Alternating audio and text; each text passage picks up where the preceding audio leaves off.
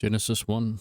In the beginning, God created the heaven and the earth was without form and void, and darkness was upon the face of the deep, and the Spirit of God moved upon the face of the waters. And God said, Let there be light, and there was light. And God saw the light, that it was good, and God divided the light from the darkness. And God called the light day, and the darkness he called night. And the evening and the morning were the first day. And God said, Let there be a firmament in the midst of the waters, and let it divide the waters from the waters. And God made the firmament, and divided the waters which were under the firmament from the waters which were above the firmament, and it was so. And God called the firmament heaven. And the evening and the morning were the second day. And God said, Let the waters under the heaven be gathered together unto one place, and let the dry land appear. And it was so. And God called the dry land earth, and the gathering together of the waters called the seas. And God saw that it was good. And God said, Let the earth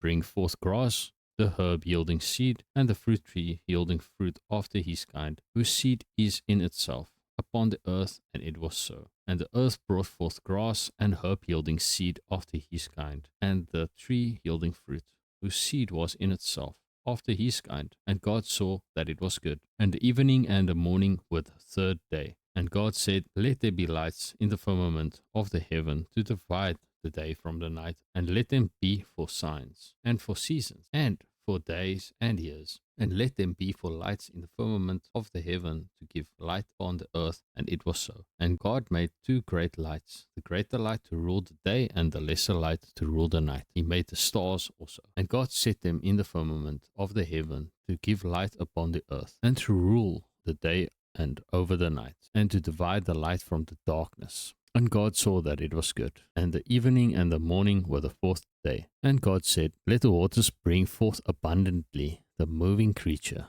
that hath life, and fowl that may fly above the earth in the open firmament of heaven.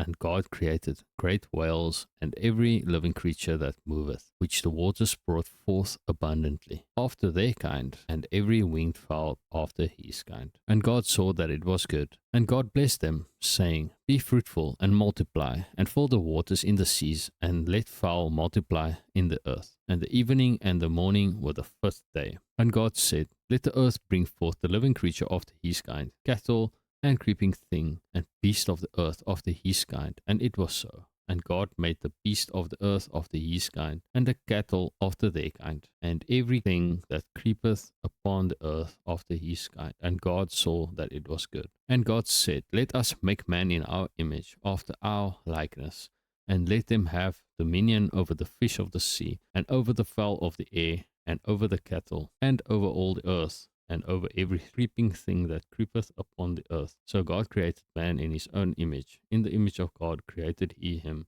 Male and female created he them. And God blessed them. And God said unto them, Be fruitful and multiply, and replenish the earth, and subdue it, and have dominion over the fish of the sea, and over the fowl of the air, and over every living thing that moveth upon the earth. And God said, Behold, I have given you every herb bearing seed, which is upon the face of all the earth, and every tree in which is the fruit of a tree yielding seed. To you it shall be for meat, and to every beast of the earth, and to every fowl of the air, and to everything that creepeth upon the earth, wherein there is life. I have given every green herb for meat, and it was so. And God saw everything that he had made, and behold, it was very good. And the evening and the morning were the sixth day. Chapter 2. Thus the heavens and the earth were finished, and all the host of them. And on the seventh day God ended his work which he had made, and he rested on the seventh day from all his work which he had made. And God blessed the seventh day and sanctified it, because that in it he had rested from all his work which God created and made. These are the generations of the heavens and of the earth, when they were created, in the day that the Lord God made the earth and the heavens, and every plant of the field before it was in the earth, and every herb of the field before it grew. For the Lord God had not caused it to rain upon the earth, and there was not a man to till the ground. But there went up a mist from the earth, and watered the whole face of the ground. And the Lord God formed man of the dust of the ground, and breathed into his nostrils the breath of life, and man became a living soul. And the Lord God planted a garden eastward in Eden, and there he put the man whom he had formed. And out of the ground made the Lord God to grow every tree that is pleasant to the sight, and good for food, the tree of life also in the midst of the garden, and the tree of knowledge of good and evil. And the river went out of Eden to water the garden, and from thence it was parted, and became into 4 heads.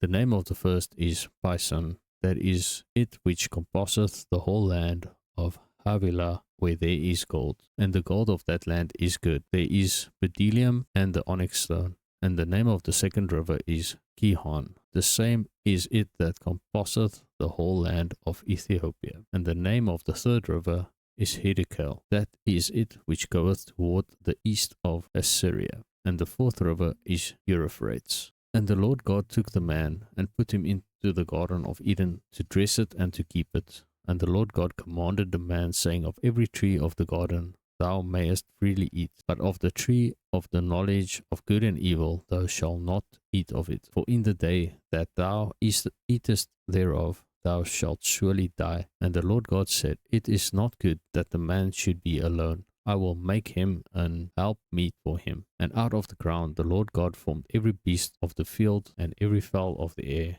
and brought them unto Adam to see what he would call them. And whatsoever Adam called every living creature, that was the name thereof. And Adam gave names to all cattle, and to the fowl of the air, and to every beast of the field. But for Adam there was not found an helpmeet for him. And the Lord God caused a deep sleep to fall upon Adam. And he slept, and he took one of his ribs, and closed up the flesh instead thereof. And the rib which the Lord God had taken from the man made he a woman, and brought her unto the man. And Adam said, This is now bone of my bones, and flesh of my flesh. She shall be called woman, because she was taken out of man. Therefore shall a man leave his father and his mother, and shall cleave unto his wife, and they shall be one flesh. And they were both naked, the man and his wife, and were not ashamed. Chapter 3. Now the serpent was more subtle than any beast of the field which the Lord God had made. And he said unto the woman, Yea, hath God said, Ye shall not eat of every tree of the garden? And the woman said unto the serpent, We may eat of the fruit of the trees of the garden, but of the fruit of the tree which is in the midst of the garden,